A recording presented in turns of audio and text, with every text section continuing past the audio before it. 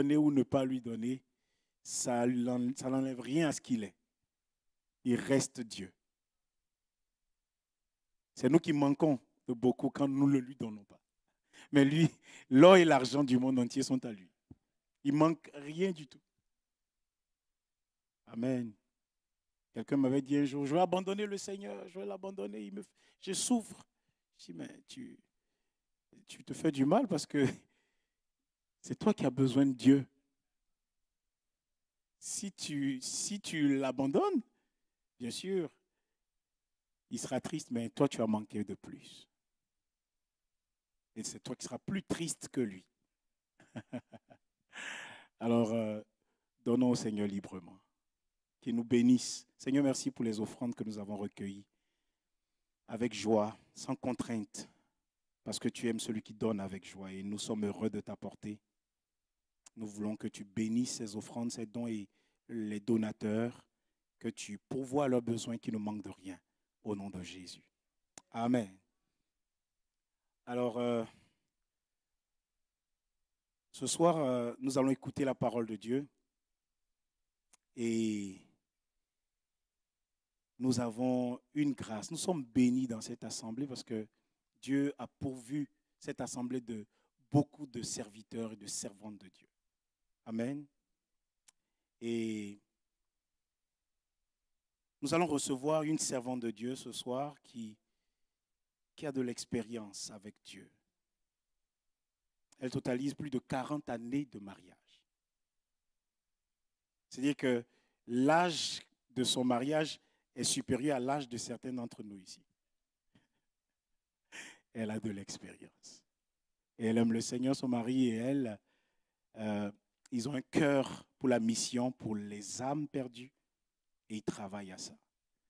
Et ce soir, Dieu a déposé un message dans son cœur. On va prier, avec votre permission, pour que Dieu puisse nous parler à travers sa servante.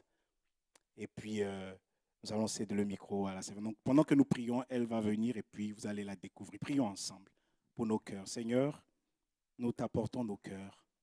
Nous prions pour que tu nous parles ce soir. Tu es notre Dieu et tu as un message pour chacun de nous. Tu veux nous faire du bien. Dispose nos cœurs, laboure nos cœurs. Que ta parole tombe dans des cœurs fertiles, comme ton serviteur, l'ancien Robert, nous l'a dit le mardi dernier. Et que cette semence que nous allons recevoir porte du fruit. Et que ce fruit la croisse pour ta gloire. Amen.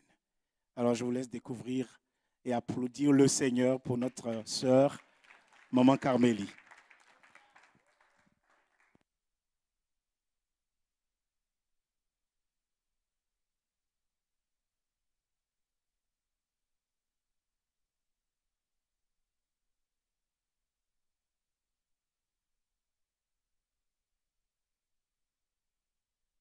Ah, maintenant vous m'entendez? Amen, amen, amen, amen.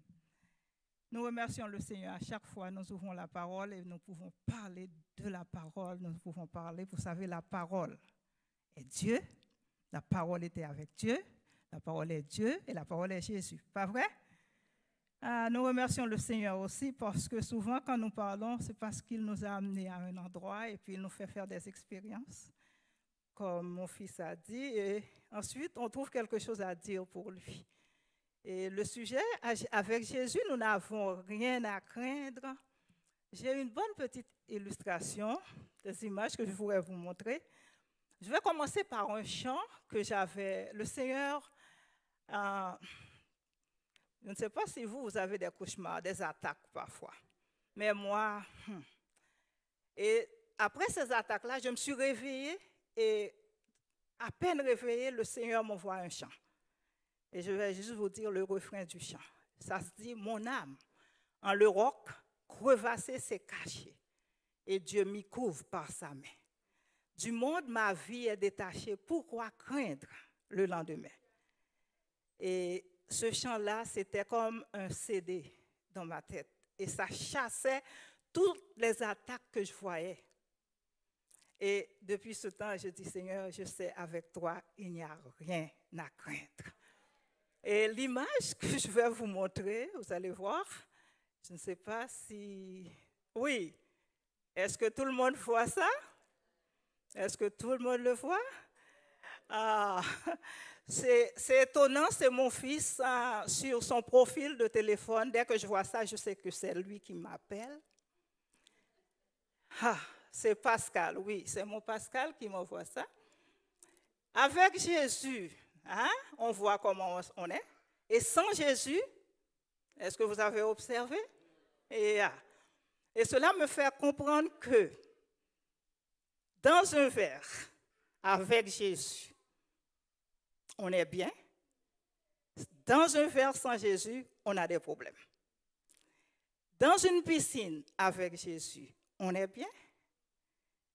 Dans une piscine sans Jésus, on a des problèmes. Et si on va à la mer, qui est encore plus vaste, avec Jésus, on est bien, mais sans Jésus, on a des problèmes.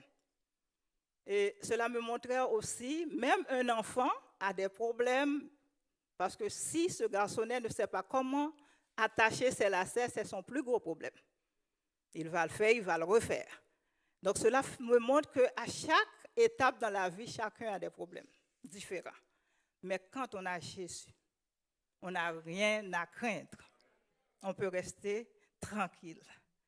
Et le Seigneur nous a amenés dans Luc chapitre 12, le verset, on va juste lire du verset 4 au verset 7. Luc chapitre 12, du verset 4. Il est dit, je vous dis à vous qui êtes mes amis, ne craignez pas ceux qui tuent le corps et qui après cela ne peuvent rien faire de plus. Je vous montrerai qui vous devez craindre. Craignez celui qui, après avoir tué, a le pouvoir de jeter dans la géhenne.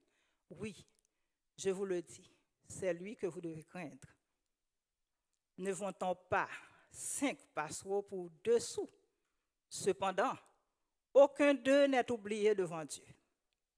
Et même les cheveux de votre tête sont tous comptés.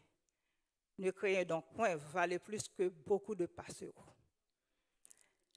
Quand je lisais ce texte, cela m'a fait... Souvent, quand on lit un texte, pour comprendre, il faut aller dans le texte précédent pour savoir qu'est-ce que Jésus voulait dire. Et quand j'ai lu le chapitre 11, j'ai réalisé que Jésus était en but avec les... Merci.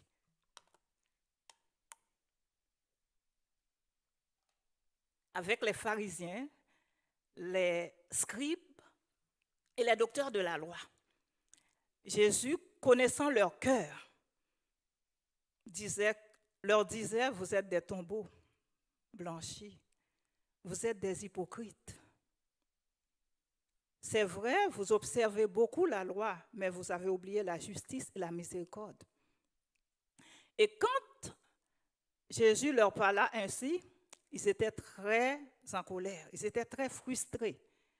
Et au verset 53 de Luc 11, vous allez voir comment ils traitaient Jésus.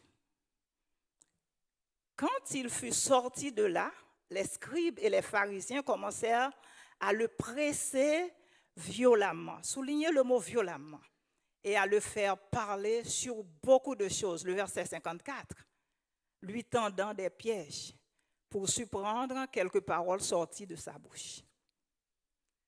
Quand Jésus, après avoir parlé avec ses pharisiens, après que ces pharisiens essayaient de piéger Jésus, la parole de Dieu nous dit, il le pressait violemment.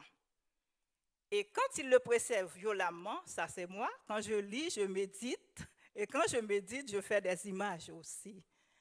Je me suis dit, quand ces pharisiens étaient là, les disciples étaient là aussi. La foule était là aussi. Et tous voyaient comment il pressait Jésus. Tous voyaient comment il était violent envers Jésus.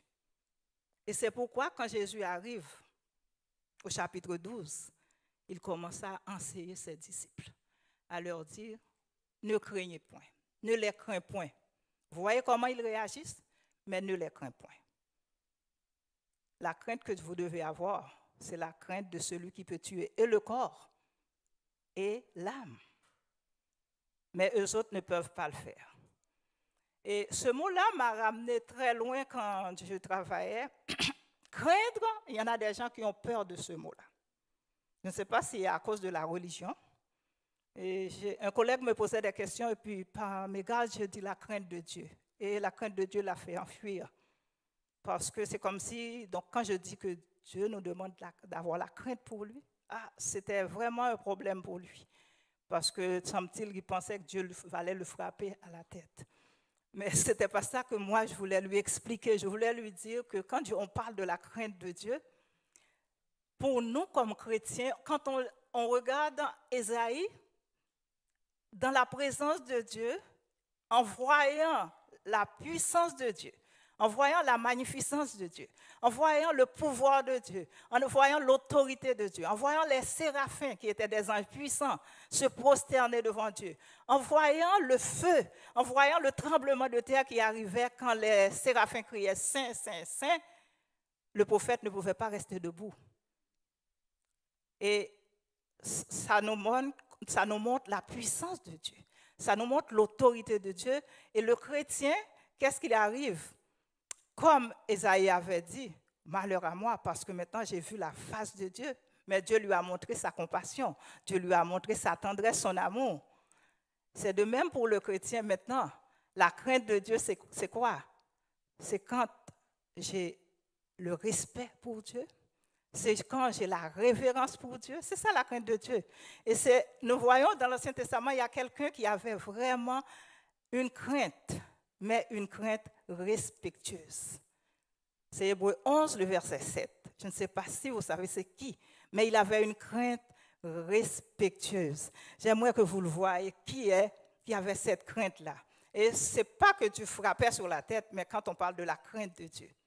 C'est par la foi que Noé, divinement averti des choses qu'on ne voyait pas encore, et saisi d'une crainte respectueuse, construisit une arche pour sauver sa famille. C'est par elle qu'il condamna le monde et devint héritier de la justice qui s'obtient par la foi. Cela nous dit que Noé n'avait même pas, il ne pleuvait pas encore sur la terre, mais seulement Dieu lui a dit, construis-moi une arche, parce que moi je vais envoyer la pluie sur la terre. Et il n'a fait une chose, il n'a fait qu'obéir. Et cette obéissance-là, c'est la crainte respectueuse qu'il avait pour Dieu. Et c'est ce que Dieu veut que chacun de nous ait. Et quand Jésus a dit, craignez celui qui peut tuer le corps et qui peut jeter l'âme à la géhenne, cela nous fait comprendre qu'il disait que ces pharisiens-là, donc eux autres, ils ne pouvaient tuer que le corps, mais ils ne pouvaient rien faire à l'âme. Et puisque nous, comme chrétiens, nous avons l'espérance, nous avons la grâce de rencontrer ce Sauveur merveilleux, nous avons la grâce de le connaître. C'est pourquoi il nous appelle amis. Jésus a dit, vous êtes mes amis si vous faites ce que je vous commande. Donc, on est l'ami de Jésus. Et quand on est ami de Jésus, la crainte ne fait pas partie de nous. La crainte viendra. La crainte viendra. La frayeur viendra. Mais il y a une chose qui est importante. Quand elle vient, elle doit dire, je me suis trompée de porte. Parce que vous allez le refuser. Et comment le refuser? Vous savez, il y a des conditions, parce que le Seigneur a préparé des provisions. Si moi, je prends ces provisions-là, donc moi, je serai riche. J'aurai toujours quelque chose. Psaume 25, le verset 14 nous dit, l'amitié de l'Éternel est pour ceux qui le craignent. Donc, je suis l'ami de Dieu. Et puisque je suis l'ami de Dieu, tout ce que Dieu a est pour moi.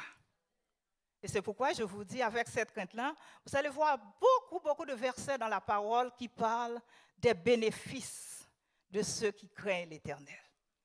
Et nous sommes de ceux-là qui craignent l'Éternel. Et puisque nous sommes de ceux-là qui craignent l'Éternel, nous n'aurons rien à craindre de l'extérieur. Juste, je vais vous donner quelques versets que j'ai tirés, parce que moi, quand j'en sais, j'aimerais vraiment parler de ce que je vois dans la parole.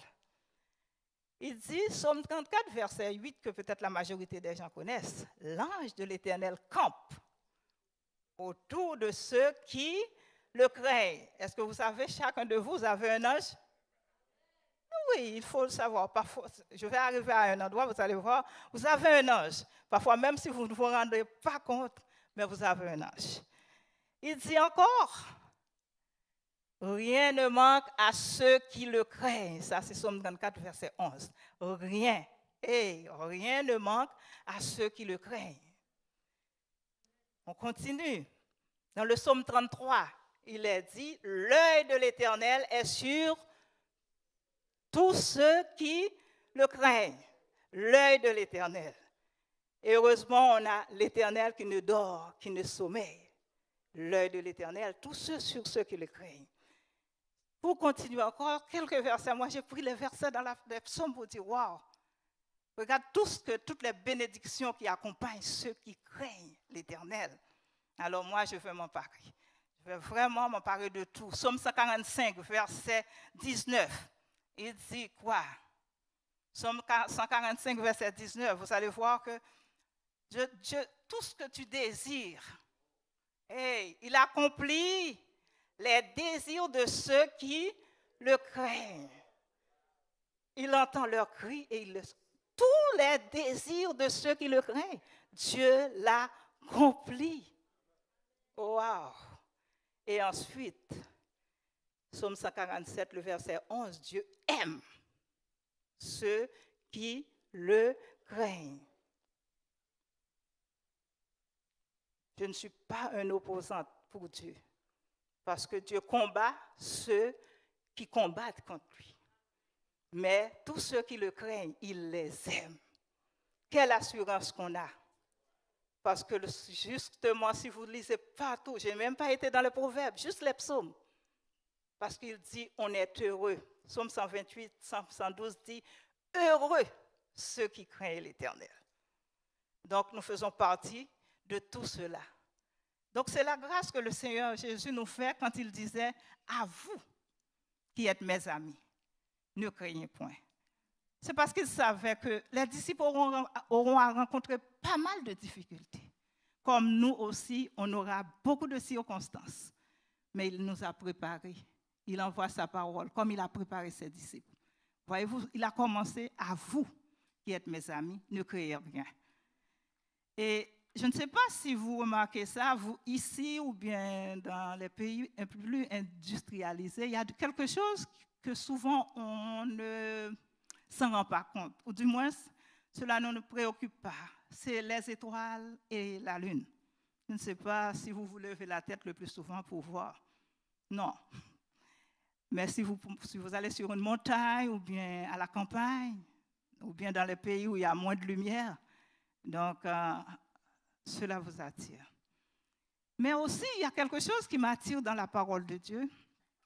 C'est quand je lis le psaume 121, l'Éternel est mon ombre à ma main droite. Quand on parle de l'ombre, je pense si je vois juste, il y a une personne qui est bougée, il y a la lumière, on voit son ombre. Mais vous ne faites pas d'attention à votre ombre.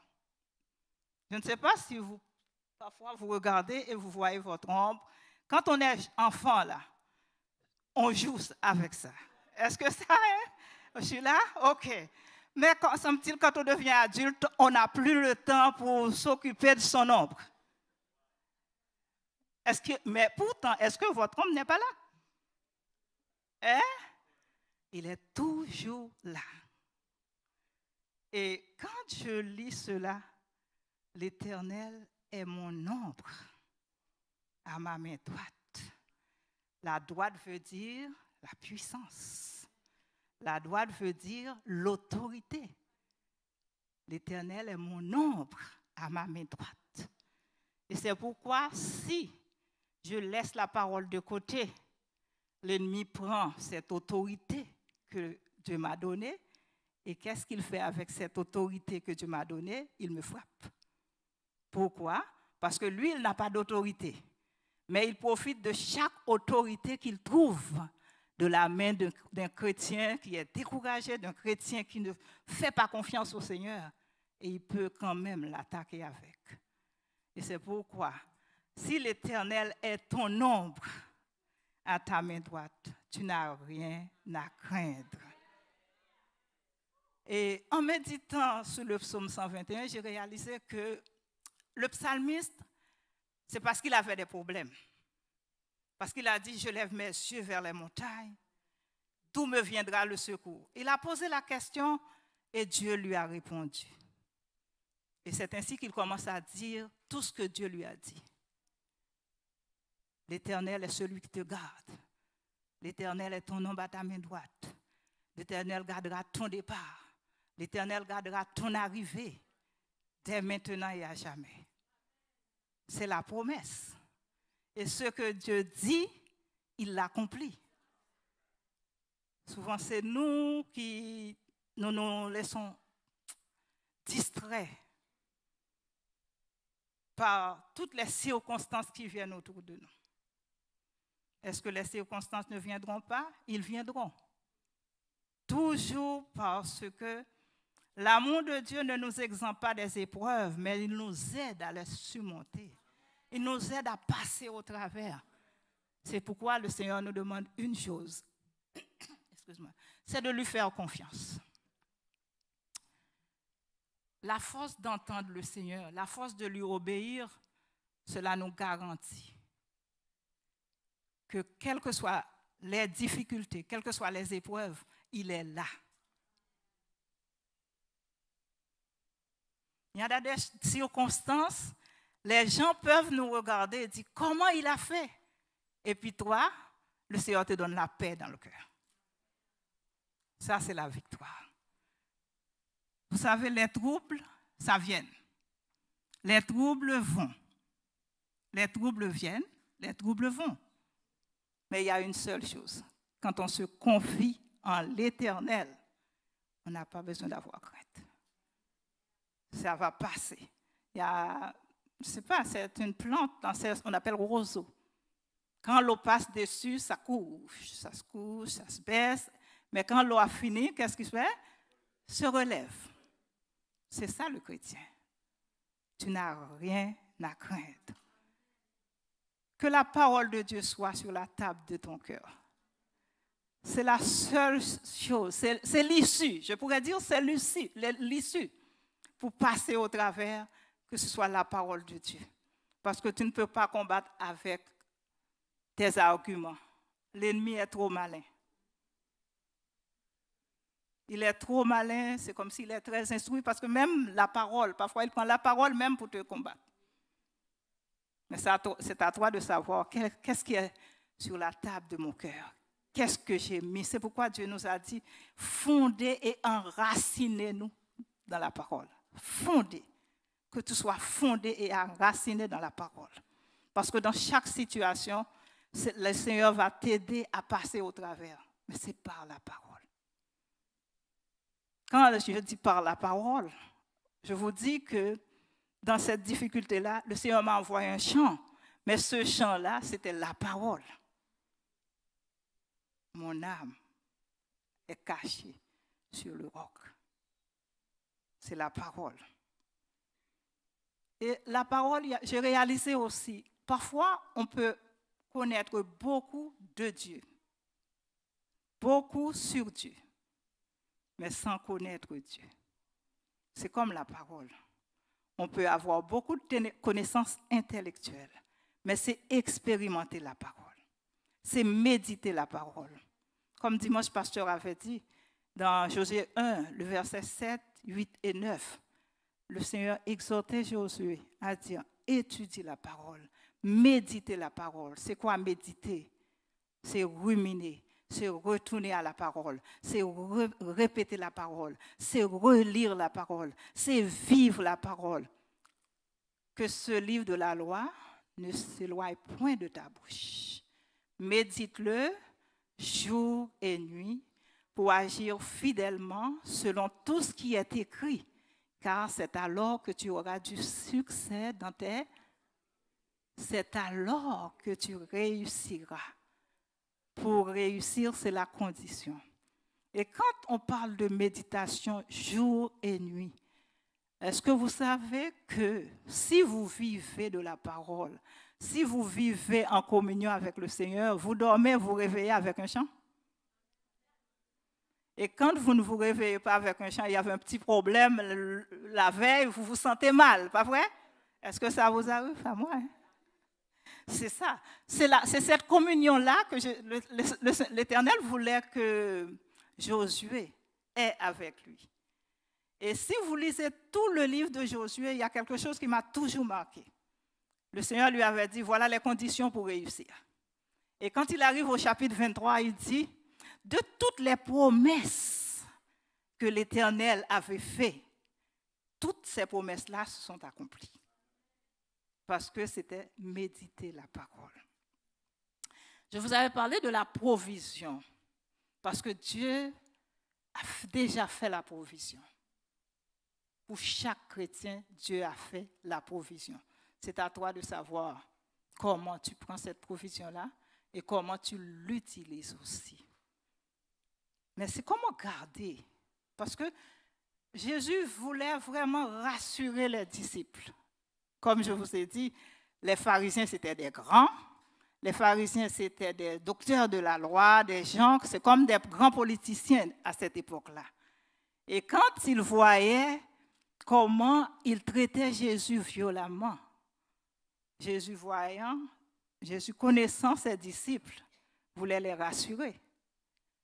Et l'exemple que Jésus a pris, c'est surtout au verset 6, il a dit, regardez les passereaux, les passereaux. Vous savez c'est quoi les passereaux, hein? Ce sont des petits oiseaux, les merles, les rossignols, les moineaux. Est-ce qu'ils sont de grands oiseaux? Non, c'est petit. Et en plus, Jésus dit, on vend 5 passereaux pour 2 sous. Ça ne coûte pas beaucoup, hein? Ça n'a pas de grande valeur. Pourtant, aucun d'eux n'est oublié. Aucun d'eux n'est oublié devant Dieu. Et quand Jésus leur a dit ça, Jésus dit, eh bien, et vous autres, si ces petits oiseaux-là, s'ils tombent à terre, personne ne se soucie pas d'eux, 5 pour 2 sous, et vous autres, votre Père céleste, vous êtes la prunelle du Seigneur. C'est ce que je suis. C'est ce que vous êtes. Le Seigneur Jésus voulait leur montrer quelle protection qu'ils ont. Quelle attention que Dieu avait pour eux. Le Seigneur Jésus voulait leur montrer quelle assurance, quelle attention. Et c'est ce que le Seigneur Jésus veut nous montrer aussi. Toute son attention est pour nous. Si quelqu'un qui est impatient avec nous, lui, il est patient avec nous. Si quelqu'un est fatigué avec nous, lui, il n'est jamais fatigué avec nous. Ça, c'est lui. Et c'est ce que Jésus voulait montrer à ses disciples. Ne craignez rien. Vous valez plus que ces passereaux-là. Parce que vous êtes mes amis. Et puisqu'on est amis du Seigneur, il nous fait cette promesse. Je ne te délaisserai point. Je ne t'abandonnerai point. Et quand le Seigneur, il sait pourquoi il répète ça souvent, souvent et souvent. Si vous lisez dans l'Ancien Testament, vous verrez que dans Deutéronome, il répétait « Ne crains rien.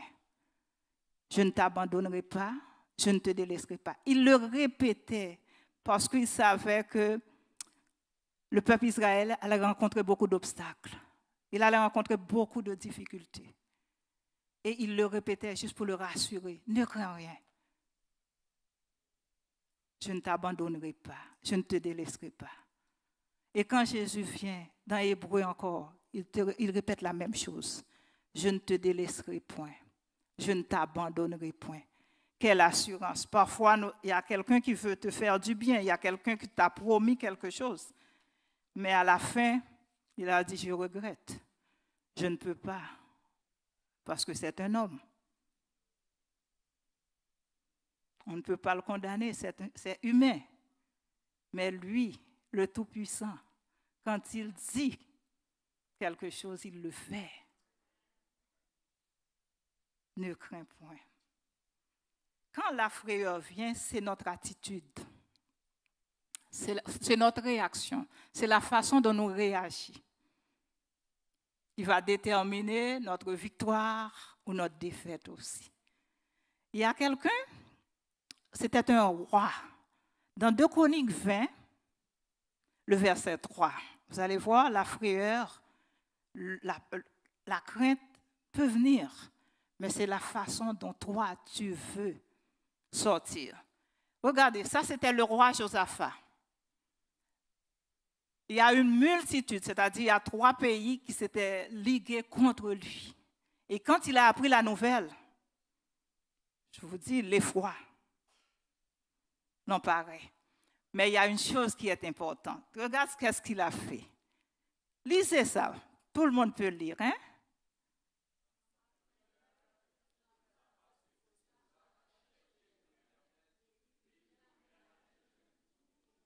Ah oui. Donc, il a pris la bonne décision. Dans sa frayeur, il avait peur, c'est vrai. Mais il y a une chose qui est importante. Il a pris la disposition. Il a pris la disposition de faire quoi? De chercher l'Éternel. Et si vous lisez tout le chapitre, vous verrez que Josaphat n'a même pas combattu. Parce que l'Éternel lui a dit, puisque tu m'as cherché, ce n'est pas toi qui vas combattre. Laisse faire. Et l'Éternel ne lui a même pas donné le plan de bataille. L'Éternel lui a dit, toi, loue, chante, adore. Loue, chante, adore. Et quand il l'a fait, il n'était même pas arrivé et puis la victoire était déjà acquise. Dans tes difficultés, dans tes situations difficiles, fais comme Josaphat. Recherche le Seigneur. Quand je recherche le Seigneur, je n'ai rien à craindre. Et tous les exemples que le Seigneur nous laisse dans la parole, ce sont des exemples, comme Paul dit, c'est pour que nous puissions grandir, c'est pour que nous puissions avoir une connaissance de ce que Dieu veut. Et quand je regarde Josaphat, il a fait un bon choix. Quand le mal voulait l'assaillir, mais il a cherché l'appui du Maître. Contrairement à plusieurs autres rois qui vont chercher les Syriens, qui vont chercher les Égyptiens, qui vont chercher d'autres pays pour combattre. Mais Josaphat, lui, il s'est réfugié en l'Éternel. Et c'est ce qui fait toute la différence. La différence, et il y a un roi que l'Éternel avait vraiment reproché, il a dit, moi j'aime tous les gens qui ont le cœur entier à moi. Parce que souvent, on sait que Dieu peut faire, mais on ne se laisse pas entièrement à lui. Et cela empêche que la délivrance, les bénédictions, tout ce qu'on recherche, ça ne peut pas arriver. Parce qu'on cherche de l'aide partout. Et souvent, le Seigneur veut qu'on cherche l'aide dans sa présence. Vous savez, ce qui est souvent, quand on se laisse envahir par la crainte, on fait le tombeau de la foi. Parce qu'il y a un serviteur qui disait, le tombeau de la foi, c'est le doute. Donc, quand je ne fais pas confiance au Seigneur, parce que Josaphat, lui, c'est confiance qu'il avait fait au Seigneur. Et en faisant confiance, le Seigneur a éloigné de lui toutes ces circonstances-là. La frayeur, la peur, parce que en arrivant, si vous lisez, vous allez voir, ils ont passé 3 jours à ramasser le butin, tandis qu'ils n'ont rien fait. C'est Dieu qui a tout fait. Mais le secret, c'est qu'ils s'étaient disposés à chercher l'Éternel. Quelle que soit la situation, cherche le Seigneur. C'est lui qui peut dissoudre les problèmes, les difficultés. Et c'est ce qu'il fait toujours. Comme dimanche, pasteur avait parlé aussi, parce qu'il a pris de quelque chose, des choses que je voulais dire vraiment. C'était dans Josué, et dans les Nombres. Et il parlait de Josué, il parlait des 12 espions. Il y en avait 10 qui ont fait un rapport, et ce rapport-là était destructif, parce que les gens pleuraient et les gens avaient peur. Et c'est comme l'ennemi attend qu'on retire les yeux sur Dieu et puis lui, il va mettre en son paquet. Et c'est ce qu'il a fait. Si vous regardez dans Nombre 13, le verset 33, les 12 espions ont traversé la mer Rouge avec Moïse. Ils ont vu la gloire de Dieu. Dans le désert, ils ont vu la gloire de Dieu. Mais il y a quelque chose qui ne s'était pas pénétré en eux. En eux, c'est qu'ils n'avaient pas confiance en Dieu. Et nous y avons vu les géants, enfants d'Anak, de la race des géants. Nous étions à nos yeux et aux leurs comme des sauterelles. Pourtant, c'était des hommes que Moïse avait envoyés. Mais puisqu'ils ont retiré leurs yeux sur l'Éternel, maintenant ils se regardent eux-mêmes, ils regardent les géants. Et en regardant les géants, donc eux autres, ils se rabaissaient. Ils se rabaissaient pour devenir comme des sauterelles. Pourtant, ils étaient là, ils étaient témoins de tout ce que le Seigneur avait fait. Mais vous allez voir, celui qui fait confiance au Seigneur a un autre langage. Vous allez voir le langage de Josué. Dans Nombre 14, le verset 8 et 9, Josué avait un autre langage. Et c'est ce langage-là que nous devons cultiver. Si l'Éternel nous est favorable, il nous mènera dans ce pays et nous le donnera. C'est un pays où coule le lait et le miel. Seulement, ne soyez point rebelles contre l'Éternel et ne craignez point les gens de ce pays, car ils nous serviront de pâture. Ils n'ont plus, c'est ce que je voulais arriver, ils n'ont plus pour les couvrir. L'Éternel est avec nous, ne les craignez point. Ceux qui ne sont pas avec Jésus n'ont plus d'ombrage. Le langage est très différent, tandis que les 12 ont eu les mêmes expériences. Ils ont vu le pays où coule le lait et le miel. Josué avait vu les géants aussi. Mais la différence, c'est son attitude. Il a vu les géants, mais en faisant confiance à l'Éternel, en se souvenant de tout ce que l'Éternel a déjà fait. Parfois, quand les problèmes nous arrivent, il y a quelque chose qui est important. C'est de se rappeler, qu'est-ce que Dieu a déjà fait pour moi?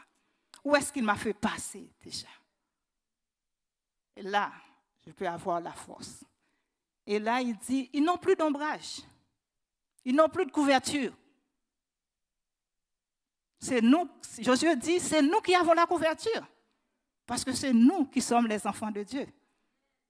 Et c'est ce que dit le psaume 91, verset 4. Qu'est-ce qui est dit dedans? L'Éternel te couvrira. L'Éternel te couvrira. L'Éternel te couvrira. Psaume 91. Ah, l'Éternel te couvrira de.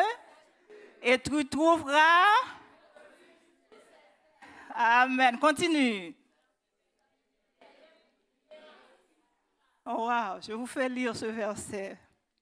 3 choses. Il te couvrira de ses plumes. Vous savez, qui peut être sous les plumes? Ce sont les poussins, pas vrai? Au chaud. Et tu trouveras un refuge sous ses ailes. Mais ce mot, sa fidélité. Sa fidélité est un bouclier. Sa fidélité est un bouclier et une cuirasse. L'endurance, hein? La poule, malgré tout ce qu'elle peut faire, mais il y aura un prédateur qui sera plus grand que lui, qu'elle, pas vrai? Mais notre Dieu, quand il nous couvre, sa fidélité est un bouclier et une cuirasse. Et si vous continuez le psaume, vous allez voir, nous ne craindrons ni les terreurs. Il parle maintenant notre assurance. Où est-ce qu'on est? Et c'est ce que le Seigneur veut pour chacun de nous. Il veut ça pour chacun de nous. Et ce que j'aimerais que vous partiez avec ce verset, Hébreux 13, le verset 6. Si vous partez avec ce verset, vous allez le dire à la maison, vous allez... C'est donc... Okay.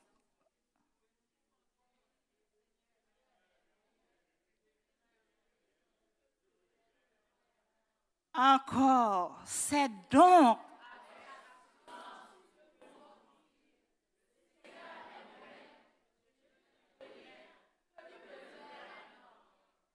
Vous savez, chacun de nous, souvent, on a la crainte. On n'est pas exempt de la crainte. Mais il y a une chose, c'est d'avoir l'assurance qui est avec nous. Et pour terminer, j'ai vu quand Jésus a fini de dire que tous les cheveux de votre tête sont comptés, Jésus a ajouté, celui qui confessera mon nom devant les hommes, je le confesserai aussi devant les anges. Mais celui qui me renie, je le renierai aussi. Pourquoi? C'est parce que Jésus nous a équipés. Et parfois, on a la crainte des hommes. Et s'il y a quelque chose où nous avons plus la crainte des hommes, c'est de dire que Jésus est le Seigneur. On peut parler un peu de tout. Mais le témoin que vous êtes, souvent on ne peut pas l'exprimer. Que le Seigneur brise cette crainte-là. Parce qu'il a dit, quand il a fini de dire à ses amis, vous êtes mes amis, ne crains pas les hommes. Mais il a dit, confesse mon nom. Et je pense que c'est ce que le Seigneur veut vous dire ce soir. Ne crains pas pour vos difficultés, parce que Dieu s'en charge. Ne crains pas pour vos problèmes, Dieu s'en charge. Mais faites ce qu'il vous dit de faire. Quand vous faites ce qu'il vous dit de faire, vous marcherez sans crainte, sans peur. Comme les premiers apôtres, comme les premiers disciples. Et je me rappelle que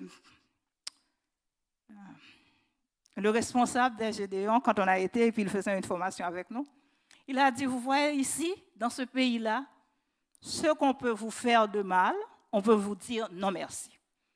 On peut vous dire, oh, je ne suis pas intéressé. On peut vous dire, je suis pressé. C'est seulement ça qu'ils peuvent vous faire du mal au Canada. Et on remarque, c'est ici qu'on parle moins de Jésus.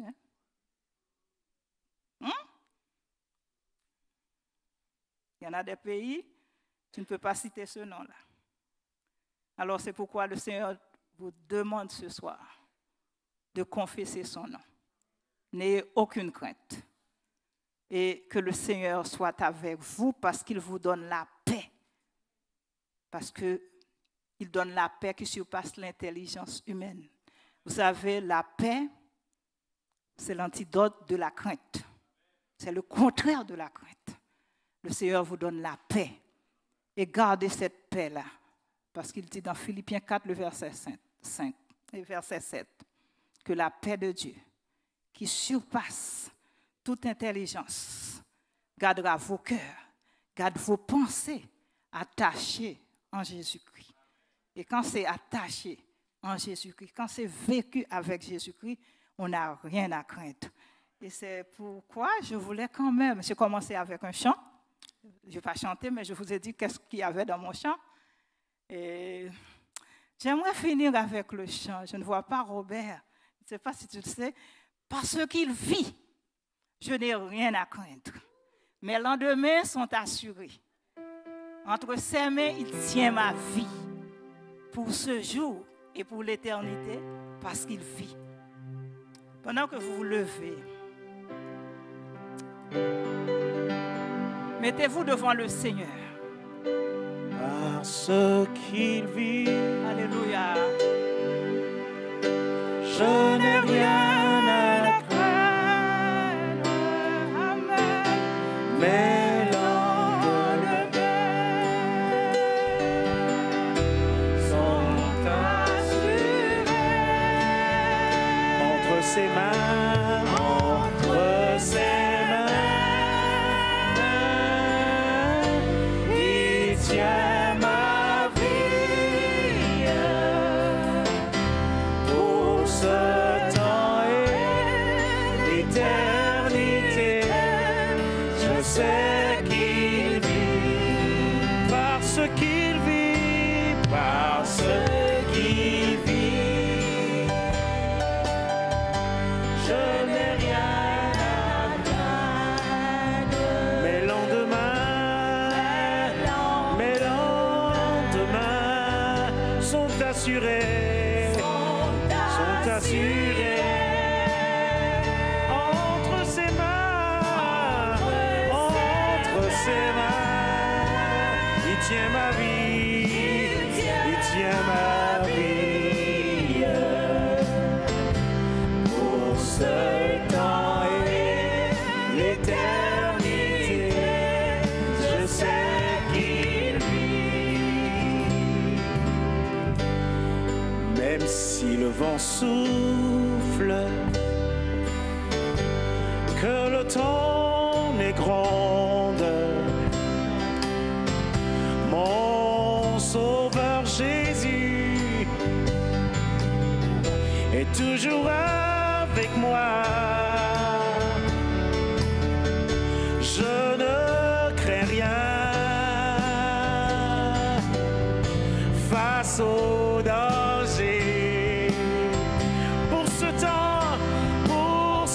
temps et l'éternité, je sais qu'il vit, parce qu'il vit, oh parce qu'il vit, je n'ai rien à craindre, je n'ai rien à craindre. Mes lendemains sont assurés, sont assurés. Entre ses mains, il tient ma vie pour ce temps et l'éternité. Je sais qu'il vit pour ce temps et l'éternité. Je sais pour ce temps et l'éternité, pour ce temps et l'éternité, je sais qu'il vit. Oh. Alléluia. Remercions ensemble le Seigneur, bénissons son nom. Père, nous bénissons ton nom. Merci pour ta parole ce soir, merci pour ce message. Oh, quel bon message nous avons reçu, qui nous reconforte, Seigneur, qui nous donne cette assurance que tu es avec nous tous les jours jusqu'à la fin du monde, que nous sommes précieux à tes yeux parce que nous sommes la prunelle de tes yeux. Seigneur, comme Noé, donne-nous une crainte respectueuse pour toi. Parce que rien ne manque à ceux qui te craignent. Oh, quel privilège. Rien ne manque à ceux qui te craignent.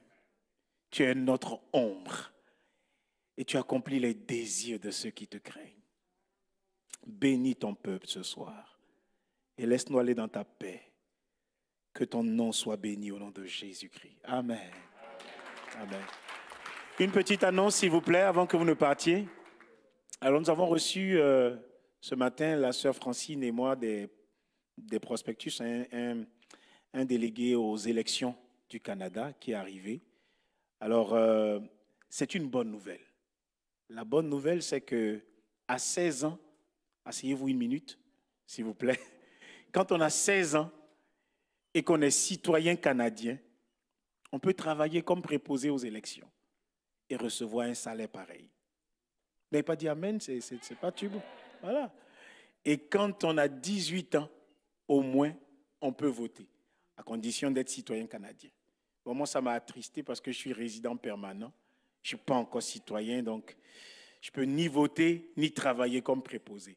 Mais si vous êtes Canadien, ça peut vous faire une offrande supplémentaire pour le Seigneur. Amen. Alors, vous pouvez voir le frère Pietro. Les pasteurs ont voulu qu'on l'annonce. Le pasteur a écrit dans son message, il dit, l'année passée, il y a des personnes de l'Assemblée qui ont travaillé, ils étaient bien contents de leur salaire. Ah, ça, c'est une bonne nouvelle. Donc, voyez notre frère Pietro, vous allez prendre les informations, puis c'est le 21 octobre. Le 21, mais il faut être citoyen canadien. Donc, on n'est pas loin. Allez en paix, que Dieu vous bénisse.